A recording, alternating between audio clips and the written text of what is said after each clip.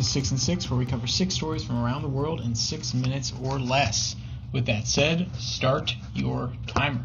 We begin today in South America ahead of COP30, the climate summit in Belém, Brazil.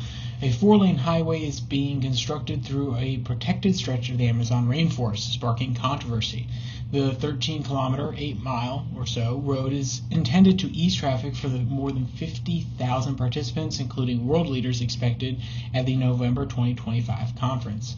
A quote from the article from BBC, Professor Silvia Sardina, a wildlife veterinarian, said, quote, "From the moment of deforestation, there was a loss. We are going to lose an area, release these animals back into the wild, the natural environment of these species.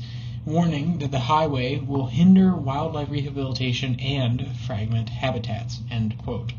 Next, we go to the Congo, where the M23 rebels have begun to have direct peace talks on March 18th in Angola, says. The Democratic Republic of Congo and M23 rebels, they are scheduled to have a conference to talk about direct peace negotiations in Luanda, Angola. This initiative aims to establish a lasting ceasefire and de-escalate tensions, especially considering the rebels' recent capture of key eastern cities in Congo.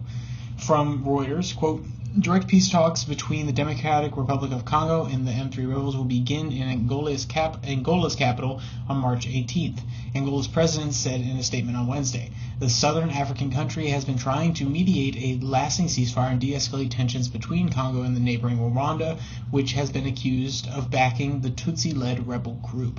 Rwanda denies those allegations. Next, we go to North America, where a BBC investigation following the illicit fentanyl supply chain from Mexico's cartel safe house to users in the United States as the drug fuels an opioid crisis and a political shutdown.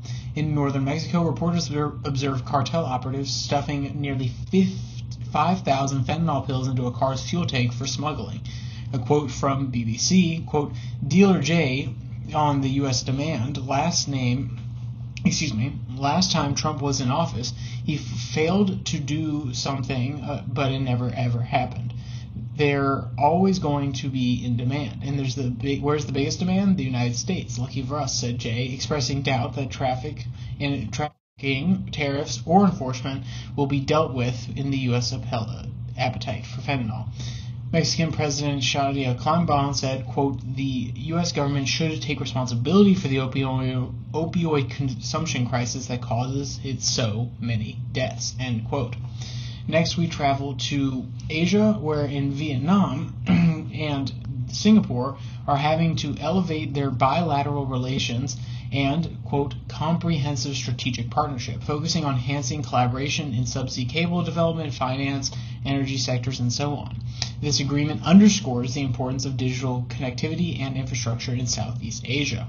A quote from our friends at BBC, quote, "Singapore and Vietnam on Wednesday have agreed to enhance cooperation in subsea cable, finance, energy, and making an upgrade in their relations to Vietnam's highest level during a visit by the Communist Party chief to Laos to the city-state. Singapore is the third Southeastern Asian nation where, after Malaysia and Indonesia, with which Vietnam has established a comprehensive strategic relationship. Next, we go to Australia, where a powerful cyclone lashed eastern Australia, causing massive power outages and flooding across parts of Queensland and New South Wales. By Sunday, hundreds of thousands of people remained without electricity. Nearly 290,000 properties were affected in the region.